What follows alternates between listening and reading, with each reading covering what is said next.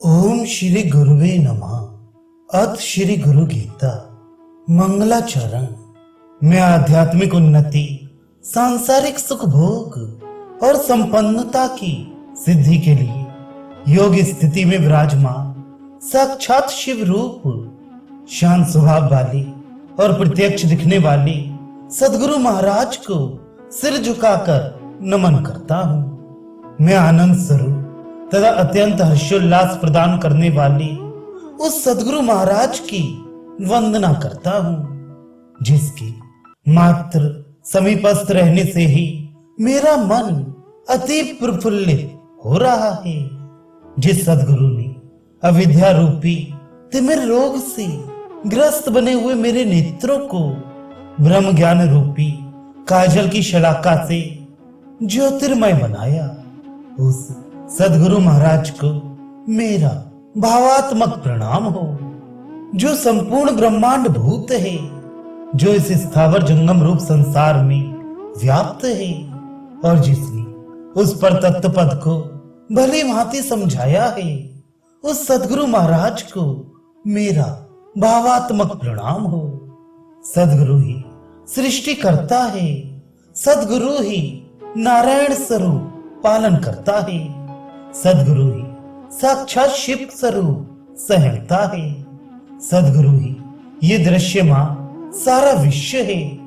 ऐसे विश्वात्मक त्रिदेव को मेरा भावात्मक प्रणाम हो।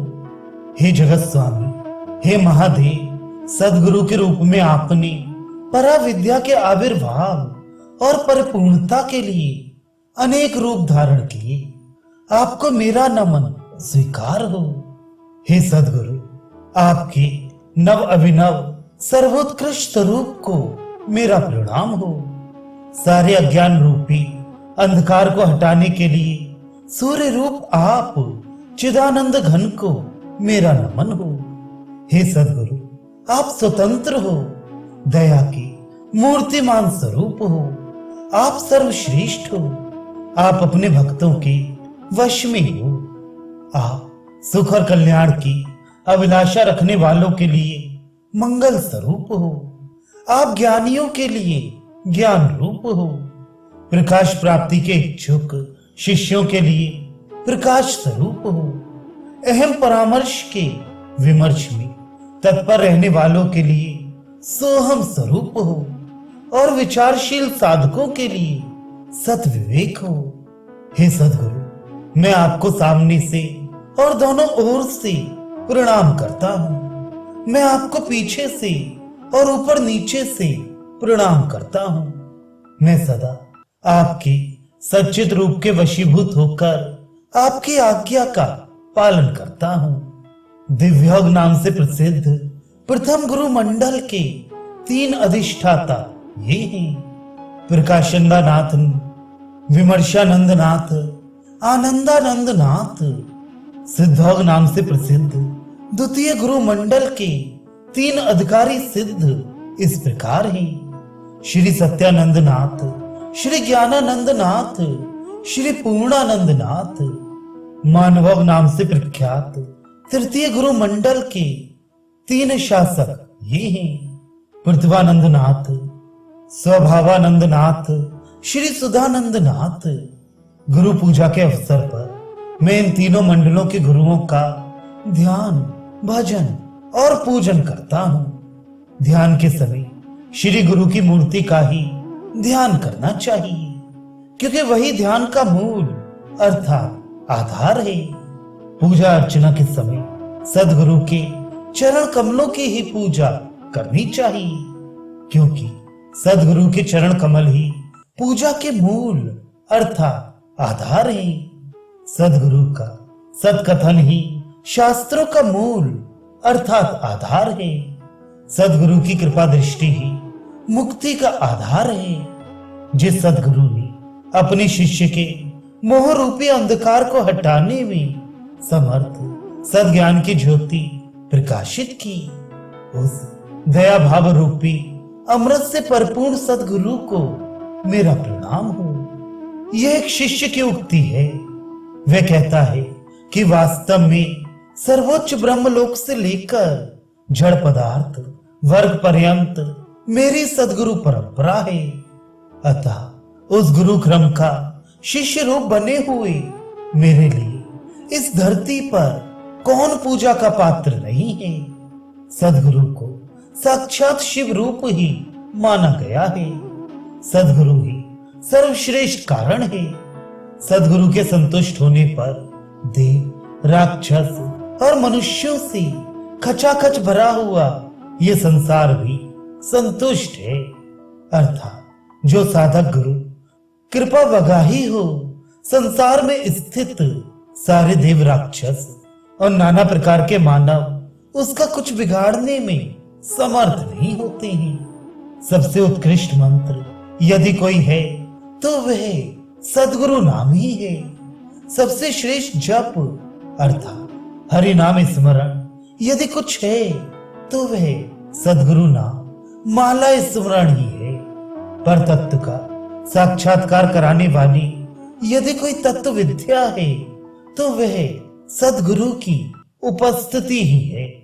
वास्तव में देखा जाए तो सदगुरु के बिना इस संसार में कुछ भी नहीं है।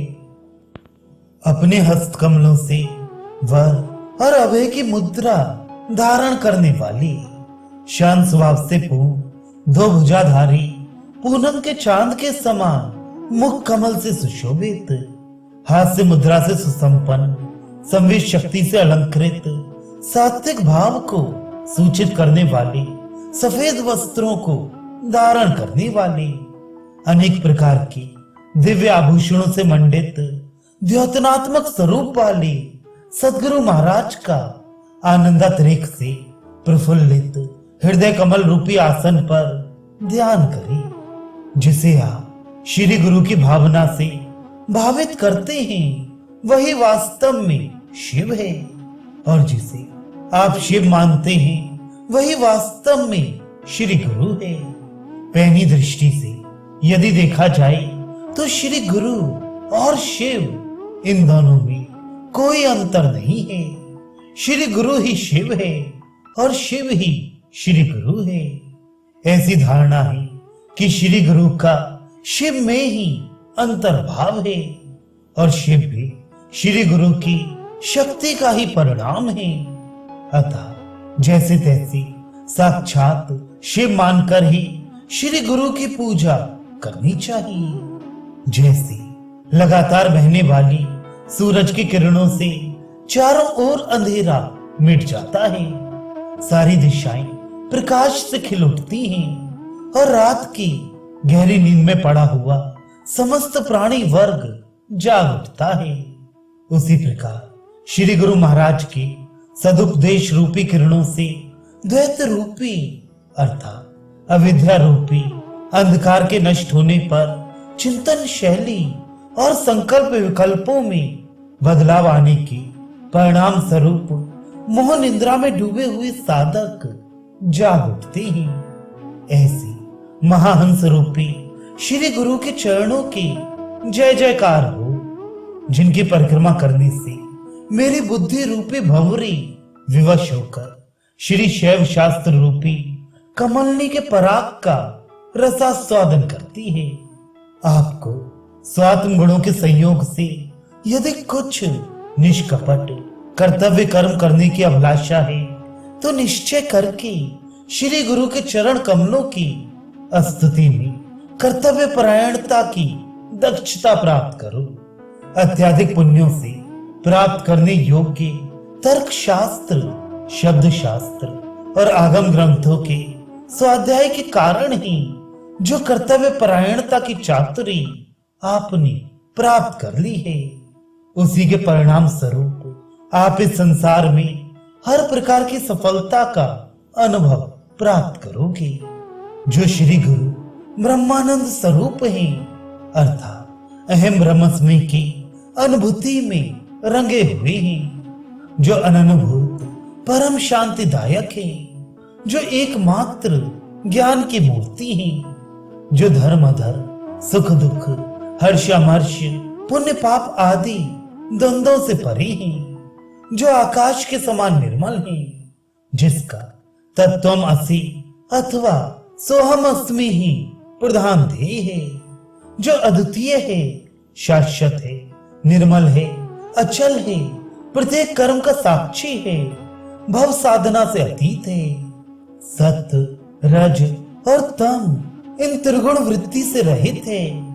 उस सद्गुरु को मेरा नमन हो। इस संसार में तब तक पीड़ाओं का, नाना प्रकार के दुखों का और अनेक भ्रांतियों का भय है, जब तक साधक श्री गुरु की चरण पादुका की स्मृति के शरण में नहीं आता है।